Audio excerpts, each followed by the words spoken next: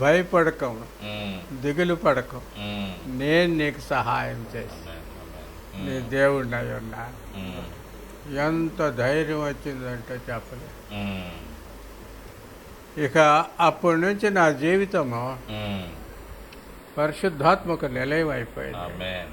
ఉమ్, దీన్ని నేనేమంటానంటే ఉమ్, రక్షణ పొందుట అనను, ఉమ్, నా అనుభవం చెప్తాను. ఉమ్, కన్వర్షన్, ఉమ్, ప్రభు వైపు తిరుగుట ఆమేన్. ఉమ్, అని అంటాను. ఇంగ్లీష్లో దాన్ని ఉమ్, కన్వర్షన్ అంటాను. ఓకే.